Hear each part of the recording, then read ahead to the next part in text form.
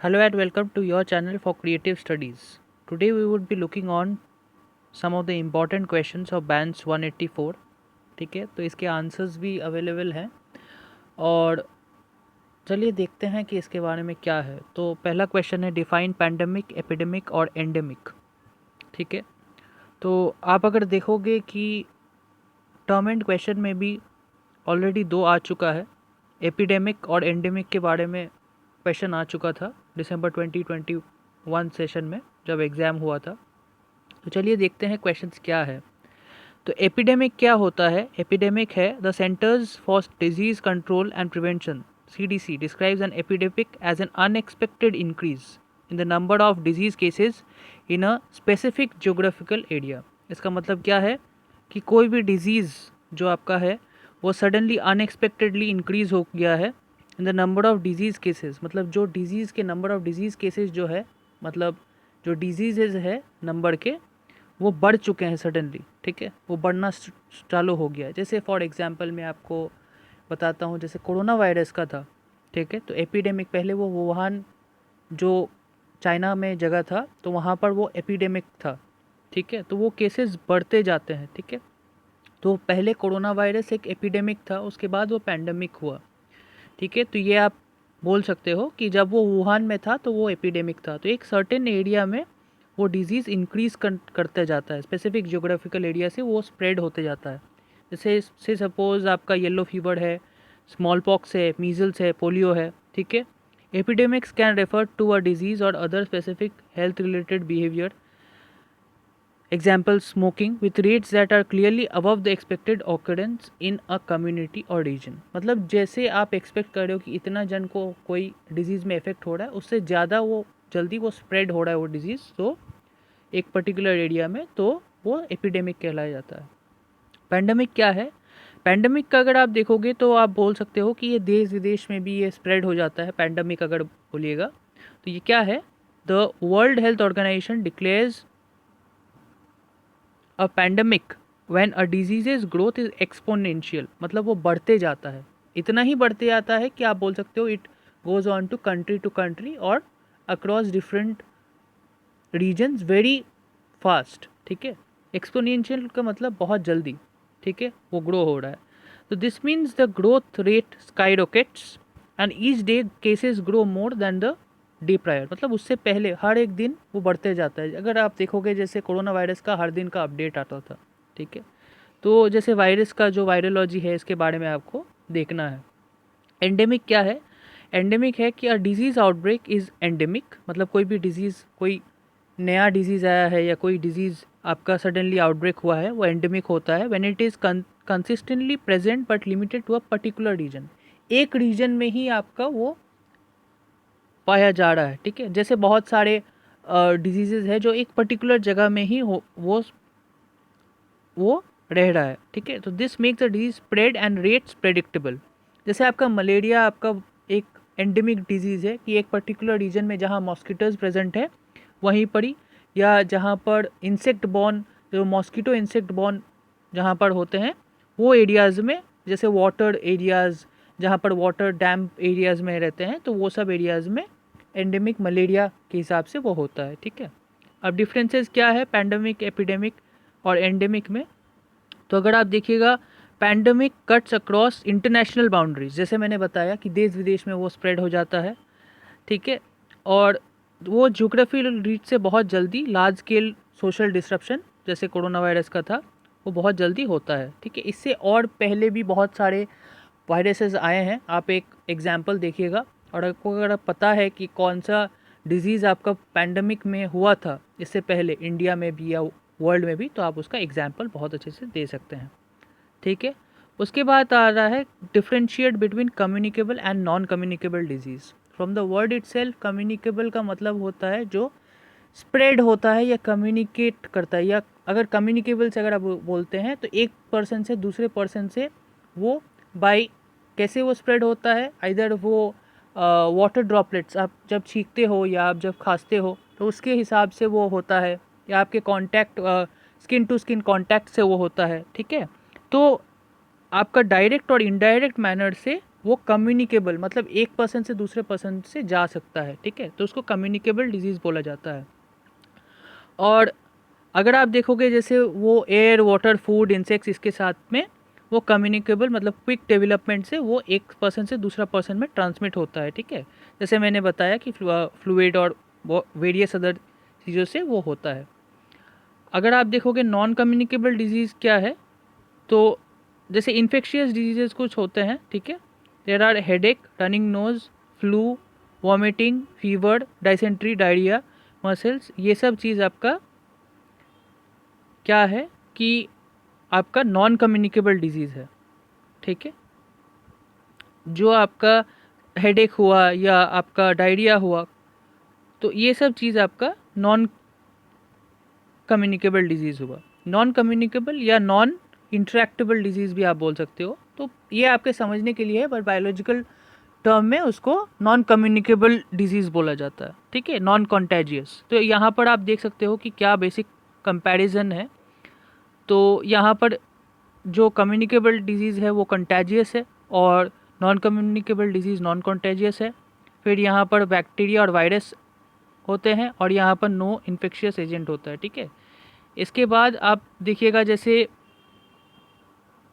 आपका कुछ होता है कम्युनिकेबल डिजीज़ में, जैसे टीबी हुआ, टाइफाइड हुआ, malaria, AIDS, cholera and more, ठीक है। यहाँ पर नॉन कम्युनिकेबल डिजीज़ में क्या है, rickets, diabetes, allergies, cancer, kwashiorkor, heart disease and more, ठीक है। यहाँ पर कम्युनिकेबल डिजीज़ में आपका कोरोना वायरस का भी आएगा, ठीक है। What are the differences between case control studies and cohort studies. तो कोहोर्ट स्टडीज़ और केस कंट्रोल स्टडीज़ में आपको देखना है कि क्या है, ये बहुत ही इंपॉर्टेंट है। तो हम लोग डायरेक्ट इसके बारे में ही हम लोग पढ़ेंगे कि केस कंट्रोल स्टडीज़ क्या है। तो हम लोग अभी देखते हैं कि केस कंट्रोल स्टडीज़ क्या है। तो केस कंट्रोल स्टडीज़ वो होता है जो कि आपका रेट्रोस्पेक्टिव है, ठीक है। उसका मतलब क्या है कि they clearly define two groups at the start.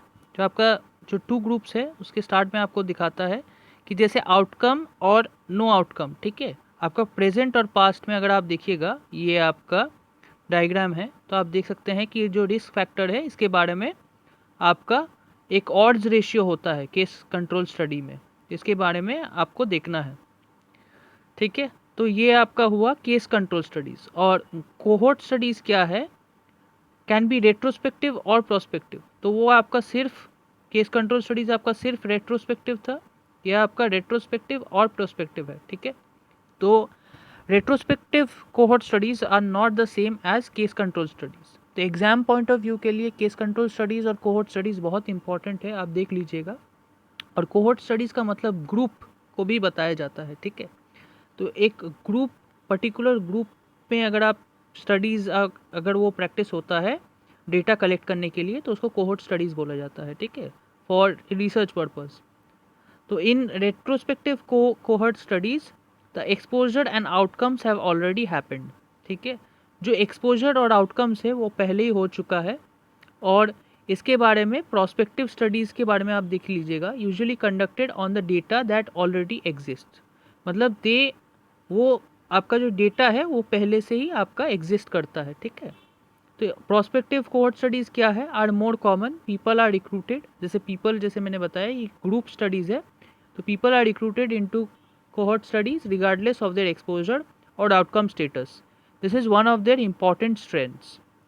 People are often recruited because of their geographical area और ऑक्यूपेशन। मतलब जो एरिया या पर्टिकुलर ऑक्यूपेशन है उनको लेके आपका जो रिसर्च होता है उसके बारे में आपका किया जाता है, ठीक है।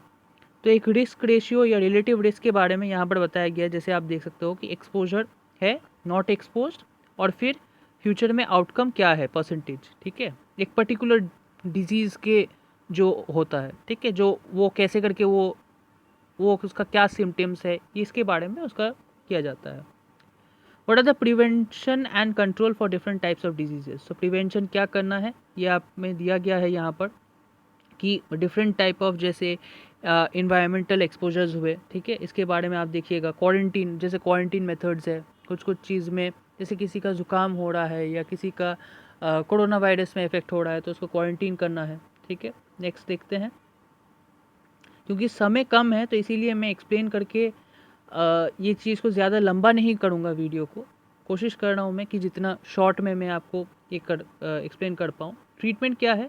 Treatment of disease is in the affected individual is twofold in nature. मतलब ट्रीटमेंट कैसे करके किया जाता है, जैसे नॉर्मल साइकोलॉजिकल स्टेट में उसको कैसे, मतलब जैसे वो पहले था, जैसे एक व्यक्ति कैसे है एकदम फिट जो रहता है, और toward removal of the positive agent.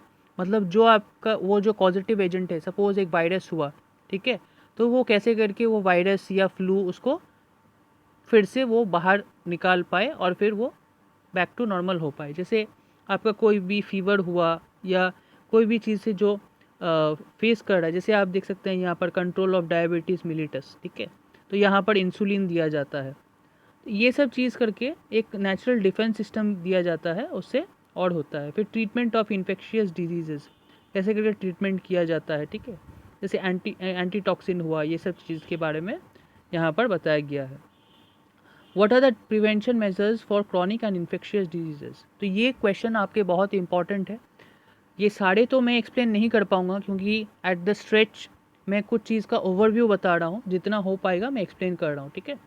तो क्रॉनिक डिजीजेस क्या होता है? क्रॉनिक डिजीजेस आपका जो मेजर मॉर्बिडिटी या mortality across the globe is developed and developing countries, ठीक है। यहाँ पर क्रॉनिक डिजीज़ क्या होता है? जैसे हार्ट डिजीज़ हुआ, कैंसर हुआ, स्ट्रोक हुआ, डायबिटीज़ हुआ या रेस्पिरेटरी डिजीज़ेज होता है, ठीक है। इसके बारे में आप देख लीजिएगा। और ये क्रॉनिक डिजीज़ का मतलब क्या है? क्रॉनिक वर्ड से आप अगर देखिएगा तो रिलेटेड टू आपका ऐसा डिजीज़ेज जो बहुत ही लाइफ थ्रेटनिंग होते हैं, ठीक है। तो आपका जो इसमें कैसे करके अच्छे से किया जा सकता है, जैसे कैंप्स होता है, ठीक है, पब्लिक अवेयरनेस कैंप्स हुआ, ठीक है, फिर मेडिसिन हुआ। फिर इन्फेक्शियस डिजीजेस क्या होता है? There are two ways of prevention of infectious diseases, ठीक है। General ways of prevention of infectious diseases, फिर और यहाँ पर दिया गया है सैनिटेशन, इरेडिकेशन, यहाँ पर कुछ मेथड्स दिया गया है। और टू क्या है? Specific veg of prevention of infectious diseases, ठीक है। तो यहाँ पर अगर आप देखिएगा ये जैसे पॉइंट्स है कि कैसे करके general ways of prevention of infective diseases क्या है। सैनिटेशन यूज़ हो सकता है, ठीक है। गार्बेज हीप्स, जो आपका प्रॉपर सैनिटरी सराउंडिंग्स जो होता है, बहुत अच्छे से आप उसको जो डस्टबिन में है उसको सेफली डिस्पोज करें। फिर इरेडिकेशन ऑफ वेक्टर्स, ठीक है, जैसे वेक्टर बॉर्न इन्फेक्शन, उसमें जैसे कैसे करके उसको इन्वायरमेंट से उन लोग को क्लीन इन्वायरमेंट रखना है, ठीक है। फिर स्टेरिलाइजेशन, कोई भी चीज़ को अगर कोई इन्फेक्शन है या कोई चीज़ में कोई अगर ज़ुकाम वाले इंसान है तो उनके जो पेशेंट के सराउंडिंग्स है या आर्टिकल्स है उसको स्टेलाइज़ किया जाता है, जैसे सोप, फिनाइल, डेटॉल, ठीक है, एंटीसेप्टिक लोशन से, ठीक है। एडुकेशन, आइसोलेशन तो मैंने पहले ही बता दिया कि कोई भी डिजीज़ को अगर कोई बीमार है तो उससे उसको आइसोलेट करना पड़ता है ताकि वो रिकवर कर पाए और वो डिज़ीज़ स्प्रेड ना कर पाए। फिर एडुकेशन मतलब वो चीज़ के बारे में आपको बताना है, कि समझाना है, कि पीपल को एडुकेट करना है कि इन्फेक्शियस डिजीज़ क्या होता है, जो इन्फेक्शन में वो स्प्रेड भी कर सकता है, ठीक है। Proper and sufficient food, proper और सफिशिएंट फूड जो ज़रूरत है उस टाइम के लिए, तो वो अवेल करना पड़ता है। और specific veg of prevention of infectious diseases, तो कुछ वेज होते हैं, जैसे प्रॉपर इम्यूनिटी सिस्टम बढ़ाना पड़ता है ताकि ये और अच्छे से किया जा सके, ठीक है। व्हाट इज़ विसरल लिस्मैनिसिस या काला आजार जिसको बोला जाता है, बहुत इंपॉर्टेंट है, देख लीजिएगा इस एग्ज़ाम के लिए ये सब क्वेश्चंस बहुत इंपॉर्टेंट है, ठीक है। तो विसरल लिस्मैनिसिस, ठीक है, the most severe form of leishmaniasis is also known as kala azar, ठीक है, a life threatening disease caused by Leishmania parasites, ठीक है। तो ये किस पैरासाइट से होता है? लेशमेनिया पैरासाइट से होता है, और which are transmitted by female sand flies. तो आप क्या करिएगा, अगर आप लिखते हो तो लेबल कर सकते हो आप ऐसे करके कि disease caused by Leishmania parasites, from the leishmaniasis आप बोल सकते हो disease caused by Leishmania parasites, आपके याद करने के लिए, ठीक है, क्योंकि शॉर्ट फॉर्म में आप ये चीज़ को ना भूलें। और किससे स्प्रेड होता है या किससे पॉजिटिव एजेंट क्या है? Female sand flies. तो ऐसे करके आप उसको खुद के लर्निंग के लिए आप कर सकते हो जब आप रिवीजन कर रहे हो नोट्स को। विजुअल विसरल लेशमैनिसिस कॉजेज फीवर, इसमें सिम्टम्स क्या है आप साइड में लिख सकते हो, फिर नेक्स्ट लाइन में आप लिख सकते हो कि सिम्टम्स। तो सिम्टम्स क्या है, विसरल लेशमैनिसिस का मैनियसिस का कॉजेज फीवर, फीवर होता है, वेट लॉस होता है, स्प्लीन एंड लिवर इनलार्जमेंट, ठीक है, and if not treated death. अगर ये ट्रीट नहीं किया जाता है या प्रॉपर मेडिकेशन नहीं लिया जाता है तो ये डेथ में भी रिजल्ट करता है। People with both visceral leishmaniasis and HIV are particularly difficult to cure, ठीक है। जो एड्स होता है, जो जो आप जानते हैं कि एड्स का HIV भी नाम है, तो जिनका विसरल लेशमैनिसिस हुआ है तो वो जल्द ही क्योर नहीं होते और बहुत डिफ़िकल्ट होता है क्योर करना, ठीक है। उन लोग का क्योर करने के लिए वो प्रॉपर फैसिलिटीज़ उतने अवेलेबल नहीं है, क्योंकि visceral leishmaniasis affects the poorest of the poor. जो उनके लिए अगर ये जब जो डिजीज़ है ना, ये बहुत खर्चे होते हैं और इसके बाद भी ना संभवतापूर्ण से ये बहुत डिफ़िकल्ट हो जाता है पुअर आदमियों के लिए, ठीक है, जो जो गरीब लोग होते हैं। तो being associated with malnutrition, population displacement, poor housing, weak immune system and lack of financial resources, तो इससे बहुत दिक्कत होता है जो कि गरीब लोग होते हैं उन लोग के लिए।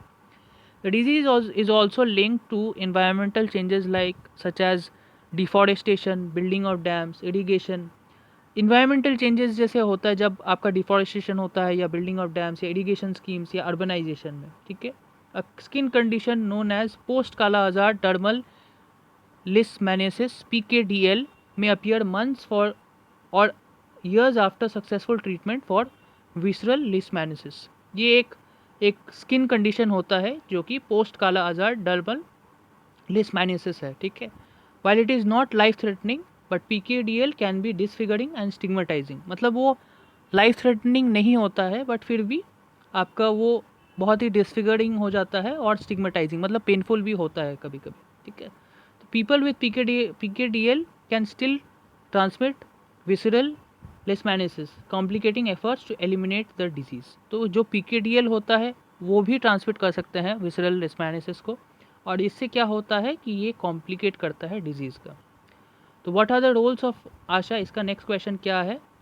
एक्रेडिटेड सोशल सर्विस एक्टिविस्ट, ठीक है, under the banner of All India Union Trade Union Centre have been on a warpath in the country, ठीक है। तो यहाँ पर आप देखिएगा कि आशा एक गवर्नमेंट ऑर्गेनाइजेशन है जहाँ पर बहुत सारे फैसिलिटीज़ प्रोवाइड किया जाता है। तो जैसे आंगनवाड़ी वर्कर्स हुआ, ठीक है, आशा जैसे आशा लोगों का काम होता है कि प्रोवाइड करते हैं, ठीक है। Asha's must primarily be female residents of the village that they have been selected to serve, who are likely to remain in the village for the foreseeable future, ठीक है। तो आशाज का काम क्या होता है देख लीजिएगा यहाँ पर कि उन लोग क्या करना होता है। The ASHA is appointed to take steps to create awareness and provide information to the community on health.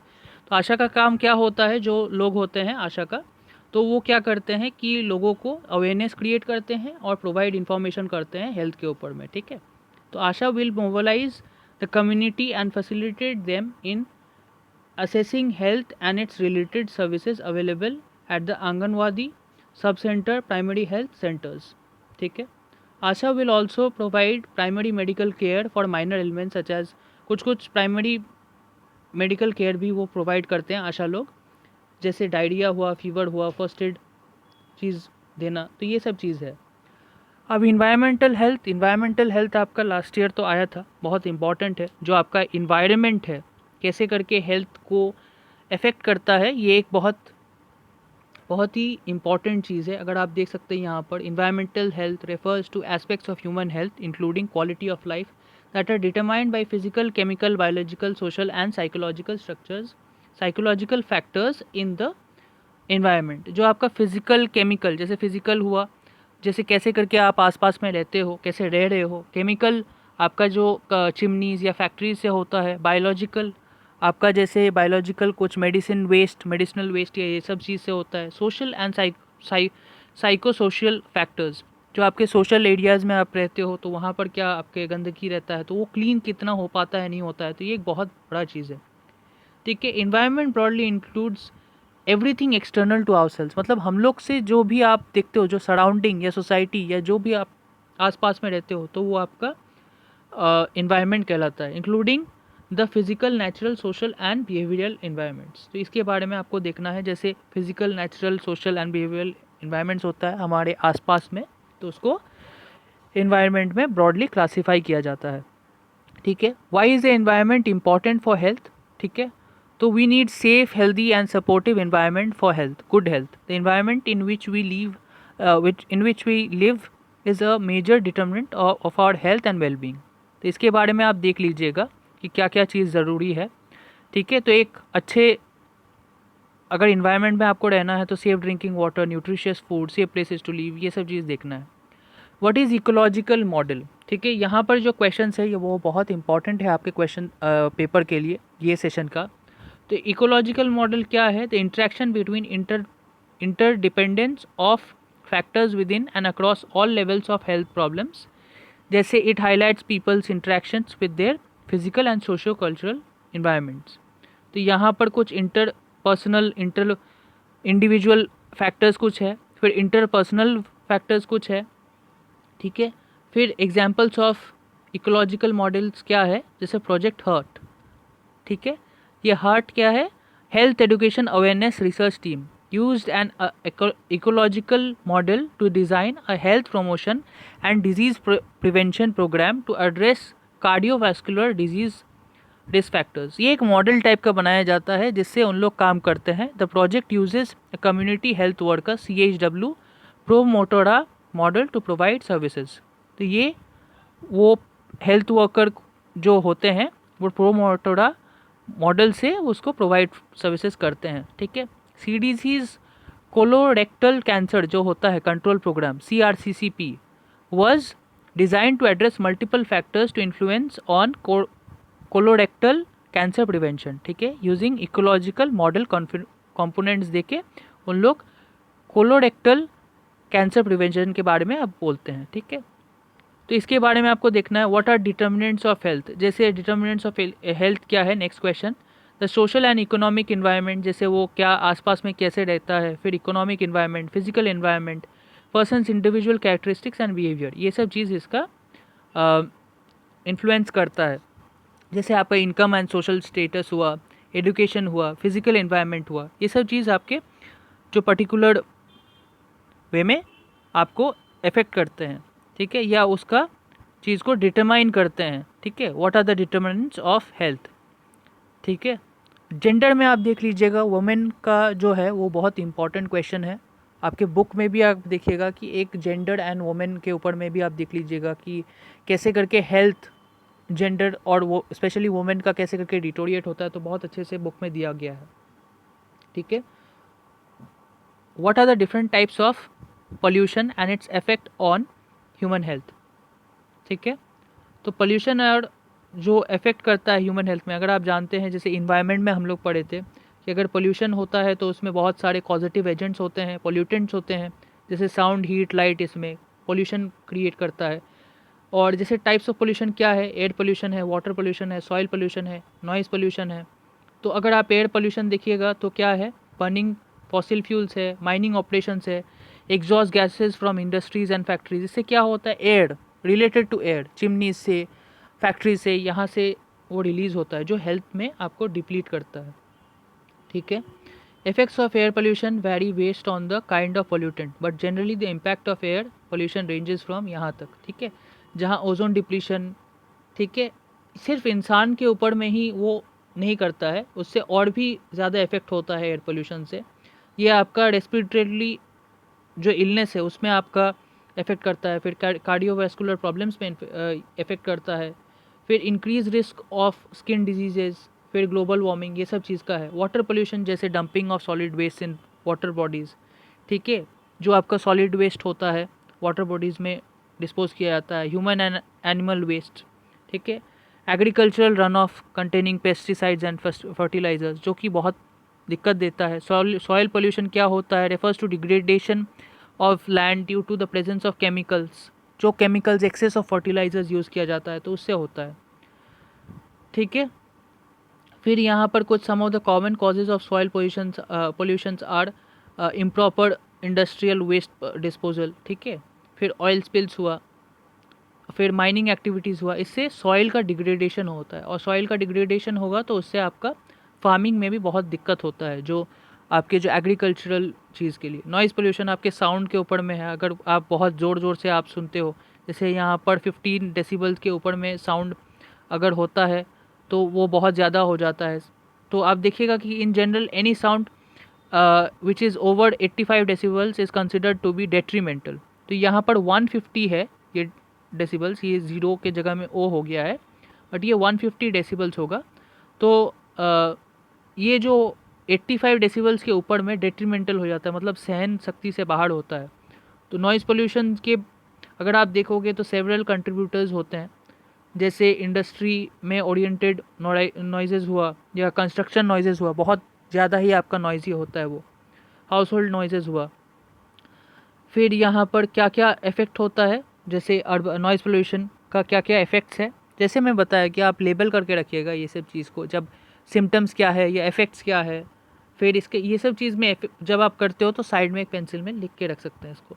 तो इसमें क्या इफ़ेक्ट्स होते हैं, जैसे हियरिंग लॉस हुआ, टिनेटस हुआ, स्लीपिंग डिसऑर्डर्स हुआ, हाइपरटेंशन हुआ। स्मॉग क्या है, स्मॉग का अगर आप देखिएगा तो स्मोक प्लस फॉग का मतलब है स्मॉग। ठीक है, तो स्मॉग के बारे में यहाँ पर बताया गया है कि जब स्मोक जब फॉग के साथ मिक्स होता है तो वो स्मॉग कहला जाता है, और ये क्वेश्चन के लिए बहुत इंपॉर्टेंट है। तो यहाँ पर कुछ चीज़ यहाँ पर बताया गया है। फिर स्मॉग के बारे में आप ये बता सकते हो कि अगर आप ये वाला देखोगे स्मॉग के बारे में, तो वेरियस आपका जो अल्ट्रावायलेट रेज है, या अब जो आपका क्लोरोफ्लोरोकार्बन्स है, ठीक है, या जो आप यूज़ करते हो डेली लाइफ में, जैसे ऑयल हुआ या बहुत सारी चीज़ का, कार्स का, इसके बारे में वो इफ़ेक्ट करता है। ठीक है, स्मॉग में इफ़ेक्ट करता है जो भी एमिशंस होता है केमिकल का। ठीक है, what do you understand by the term epidemiology. Epidemiology के बारे में आप लोग पहले ही जाने होंगे। एपी का मतलब है अपॉन, डेमोस का मतलब है पीपल, एंड लोगोस का मतलब है स्टडी। तो स्टडी अपॉन पीपल। फिर what is the concept of public health. Public health के बारे में क्वेश्चन आ चुका है, और ये बहुत इंपॉर्टेंट पार्ट है। पब्लिक हेल्थ का मतलब है, अगर आपका जनरलाइज में अगर आप बोलिएगा तो health of public is known as public health. इसका मतलब क्या है, health of the people and their communities. इसका मतलब है कि जो पीपल का जो हेल्थ है और उनके कम्युनिटीज़ को है, इसके बारे में बताया गया है। इंपॉर्टेंस ऑफ पब्लिक हेल्थ क्या है, जैसे आपका लोकल नेबरहुड हुआ या सोसाइटी हुआ, एक जन से बहुत सारे लोगों के बारे में अगर आप पब्लिक हेल्थ के बारे में अगर आप सोचोगे तो वो पब्लिक हेल्थ कहलाया जाता है। ठीक है, इंपॉर्टेंस ऑफ पब्लिक हेल्थ क्या है, public health professionals try to prevent problems from happening और recurring through implementing educational programmes, recommending policies, administrating services and conducting research. इसमें क्या होता है कि पब्लिक हेल्थ से आपका जो आपका जितना भी पब्लिक हेल्थ में लार्ज स्केल में, a large part of public health is promoting health care equity, quality and accessibility. तो इसमें एक लार्ज पार्ट में ये पब्लिक हेल्थ को केटर किया जाता है, जहाँ स्वास्थ्य के बारे में आपका सोचा जाता है पब्लिक का। What is health behaviour. अब हेल्थ बिहेवियर आप देख लीजिएगा, जो इम्पॉर्टेंट है मैं इसको समझा दूंगा। Write a note on the role of statistics in health research. Statistics एक डेटा प्रोवाइड करता है। ठीक है, अगर आप देखिएगा स्टैटिस्टिक्स आपका लास्ट पोर्शन में है ब्लॉक, अगर आप देखिएगा तो स्टैटिस्टिक्स क्या करता है, एक डेटा प्रोवाइड करता है। तो ये डेटा में क्या होता है कि पीपल जो, जैसे कोई भी कौन सा, the groups could be based on location, race, ethnic group, ठीक है, sex, age, profession, income, level और ऑफ एडुकेशन, ये सब चीज़ के ऊपर में भी है। ठीक है, तो ये सब चीज़ के बारे में आपका जो स्टैटिस्टिक्स का हेल्थ रिसर्च में ये एक रोल प्ले करता है। तो आप देखिएगा एक डेटा प्रोवाइड करता है, की डेटा प्रोवाइड करता है। What is the sample design and what are its main components. तो सैम्पल डिज़ाइन क्या है, फिर आप देखिएगा सैम्पल डिज़ाइनिंग क्या है। तो आप देख लीजिएगा कि रैंडम सैम्पलिंग क्या है। रैंडम सैम्पलिंग आप लोग के क्वेश्चन के लिए बहुत इंपॉर्टेंट है। ठीक है, सिस्टमैटिक सैम्पल क्या होता है, all members of a population are listed in order and samples are chosen at definitive intervals. ठीक है, जो डेफिनेटिव इंटरवल से एक कुछ मेंबर्स को जो लिया जाता है पॉपुलेशन से, are listed in order and samples are chosen at defined intervals, तो डिफाइंड इंटरवल्स में उन लोग को दिया जाता है। फिर स्ट्रैटिफाइड सैंपल है, फिर रैंडमली सिलेक्टेड कुछ है, और फिर क्लस्टर्ड डाटा है। तो क्लस्टर्ड में उसको लिया जाता है, कोई जैसे क्लासेस हुआ या रैंडम सैंपल हुआ, उसके बारे में बताया गया है। What is random sampling and what are its main components. जैसे मैंने बताया कि क्या इंपॉर्टेंट है। रैंडम सैम्पलिंग आपका प्रोबेबिलिटी सैम्पलिंग होता है, is a sampling method that allows for the randomisation of sample selection. मतलब रैंडम का मतलब ये है कि कोई स्पेसिफिक प्लेस नहीं है, उसका रैंडमली उसको खोजा जाता है, ठीक है। फिर रैंडम सैम्पलिंग में अगर आप देखोगे तो is considered one of the most popular and simple data collection methods in research fields, जैसे probability, statistics method, mathematics etcetera. It allows for unbiased data collection. इसमें कोई अनबायस्ड नहीं है, कोई बायसनेस नहीं है कि ये पर्टिकुलर एरिया से ही लिया गया है, ऐसा नहीं है। ये अनबायस्ड रहता है और रैंडमली इसको उठाया जाता है। टाइप्स ऑफ रैंडम सैम्पलिंग क्या होता है, 4 रैंडम सैम्पलिंग होता है। जैसे सिंपल रैंडम सैम्पलिंग, सिंपली वो उठाया जाता है। सिस्टमैटिक रैंडम सैम्पलिंग बोल सकते हैं आप इसको। तो इसमें क्या होता है, सिलेक्शन ऑफ स्पेसिफिक इंडिविजुअल्स और members from an entire population. इसमें सिस्टमैटिकली रैंडम सैम्पलिंग यूज़ किया जाता है, ठीक है। फिर स्ट्रैटिफाइड क्या होता है, stratified sampling which includes the partitioning of a population into subclasses with notable distinctions and variances, और cluster sampling। तो ये चीज़ है। फिर what is skewness and kurtosis। तो skewness क्या होता है, एक ग्राफ भी होता है इसमें। skewness is an important statistical technique, एक statistics का टेक्निक होता है that helps to determine asymmetrical behavior than of the frequency distribution, or more precisely the lack of symmetry of tails both left and right। जो उसका left और right का जो graph होता है वो आपका फ्रीक्वेंसी का कर्व का लैक ऑफ सिमेट्री के बारे में बताया जा रहा है। A distribution of data set is symmetric if it looks the same to the left and right of the centre point. तो यहाँ पर टाइप्स ऑफ स्क्यूनेस बताया गया है, सिमेट्रिक स्क्यूनेस क्या है, असिमेट्रिक स्क्यूनेस क्या है। फिर कर्टोसिस क्या है, it is also a characteristic of the frequency distribution, ठीक है। फिर से ये एक फ्रीक्वेंसी डिस्ट्रीब्यूशन या स्टेटिस्टिक्स का पार्ट है। It gives an idea about the shape of frequency distribution. जो फ्रीक्वेंसी डिस्ट्रीब्यूशन है उसके बारे में एक आइडिया देता है। और basically the measure of kurtosis is the extent to which a frequency distribution is peaked in comparison with a normal curve. तो नॉर्मल कर्व से हिसाब से एक ग्राफ होता है, आप देखिएगा अगर आप बुक को खोलिएगा तो वहाँ पर एक ग्राफ भी दिया गया। विदाउट ग्राफ इसको समझाया नहीं जा सकता, तो एग्जाम्पल के लिए आप ग्राफ देख लीजिएगा। It is the degree of peakedness of a distribution. तो वो जो पीक हाई होता है तो इसके बारे में ये बताया जाता है कर्टोसिस को। तो यहाँ पर टाइप्स ऑफ कर्टोसिस है, ये देख लीजिएगा, जैसे लेप्टोकर्टिक है, मेसोकर्टिक है और प्लेटिकर्टिक है। What are the different test of significance. अब डिफरेंट टेस्ट ऑफ सिग्निफिकेंस क्या क्या है, जो मेन पोर्शन है मैं समझाता हूँ। Test of significance in statistics क्या है, जैसे प्रोसेस ऑफ सिग्निफिकेंस टेस्टिंग, ठीक है। जैसे टाइप 1 एरर, फिर टाइप 2 एरर, इसके बारे में आपको देखना है। What are the measures of central tendency, arithmetic, mean, median and mode. Mean के बारे में आपका क्वेश्चन आया था लास्ट सेशन में शॉर्ट नोट में, ठीक है। तो 5 मार्क्स करके क्वेश्चन आया था। तो मीन के बारे में अगर आप देखिएगा, ज्योमेट्रिक मीन है, हार्मोनिक मीन है, वेटेड मीन है। तो इसके बारे में आपको मैथमेटिकल एक चीज़ दिखा रहा है। तो ये आपका स्टैटिस्टिक्स पार्ट रहेगा, आपको थोड़ा शॉर्ट में लिखना है, ठीक है। मीडियन क्या होता है, median is the middle value of the data sheet. मतलब जो मिडिल वैल्यू होगा, अगर आप दे सकते हो मिडिल वैल्यू होगा, से सपोज 11 है ऑड नंबर्स का, तो उसका 11 का मिडिल वैल्यू होगा 12, ठीक है। फिर अगर यहाँ पर इवन नंबर्स का भी होता है तो यहाँ पर कुछ बताया जाता है, ठीक है। तो यहाँ पर जो है, यहाँ पर कैसे करके मीन वैल्यू फाइंड किया जाता है इसके बारे में बताया गया है, ठीक है। मीन, मीडियन, मोड आप अरिथमेटिक में भी अगर पढ़े हैं तो ये आपको पता चलेगा। अब यहाँ पर थोड़ा देख लीजिएगा आप ये चीज़ को कि उसमें क्या है, उस पर एक फार्मूला भी दिया गया है, तो उसको देख लीजिएगा। फिर आता है write a short note on null hypothesis और पी वैल्यू।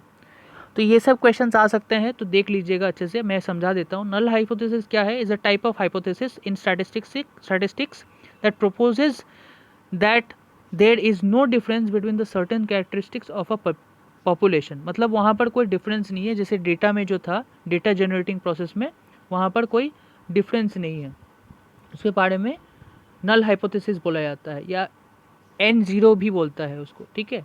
डेटा में अगर आप देखिएगा हाइपोथेसिस को 0 देके नीचे में उसको रिप्रेजेंट करता है, कोई भी H0 या N0 करके कोई भी एक सिंबल लेके आपका नीचे में उसको डिनोट किया जाता है। फिर पी वैल्यू क्या है?